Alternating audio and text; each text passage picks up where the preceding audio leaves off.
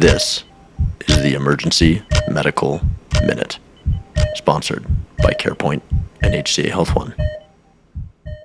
Okay, so we're going to talk about acetaminophen toxicity today. I think we had a patient yesterday who had acetaminophen toxicity, or who swallowed, I think, 28 pills of Tylenol, which is kind of gnarly. Do you guys know what the lethal dose is of acetaminophen? A lot for sure. So it's 7.5 grams is kind of like the lethal dose in adults, right? Do you guys know what the daily limit is for acetaminophen? 4 grams. Yeah, it's 4 grams. So 7.5 grams is a lot. It's almost double the daily limit. It'd be like 15, 500 milligrams pills. So this patient took 28. So she's almost at double that lethal dose, which can be pretty dangerous. Do you guys know what the symptoms are of acetaminophen toxicity? Nausea and vomiting?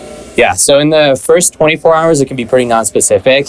It can be just totally asymptomatic to like some nausea, vomiting, kind of lack of appetite stuff. Then do you guys know when you start seeing the kind of hepatotoxicity? A few days. Yeah, it's like a couple of days before that starts. Yeah, it's generally like 1 to 3 days, like 24 to 72 hours time frame. And then the LFTs will peak at around like 72 to 96 hours. Now, do you guys know what the threshold is for giving activated charcoal? Oh, we still do that? Doesn't it have to be like pretty immediate? Like they just took it and they came in? Yeah, exactly. So within 4 hours. So it's similar to the stroke window. If they just took it within 4 hours, then activated charcoal can still be really helpful. It can help prevent a lot of that hepatotoxicity. But of course, there's still N-acetylcysteine that you can give, right? And so one thing you can do is plot their acetaminophen level on something called the Rumack nomogram, which shows you the line of their acetaminophen level compared to like the treatment line. And if they're below that line,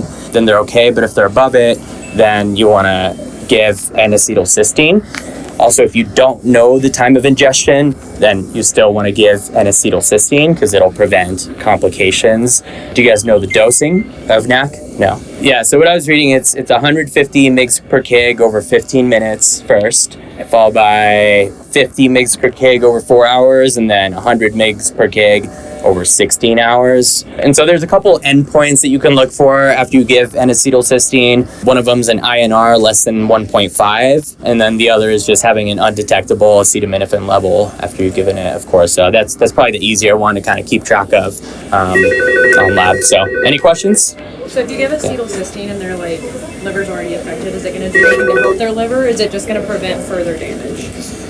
I think it just kind of prevents further damage. It doesn't really reverse. Yeah, so it's just preventing further hepatotoxicity. It's hepatoprotective, but it's not going to reverse the damage that's already done. Which is why you just go ahead and give it just in case. Exactly, yeah. Cool. Thanks. This has been the Emergency Medical Minute. Thank you to our sponsors CarePoint and HCA Health One.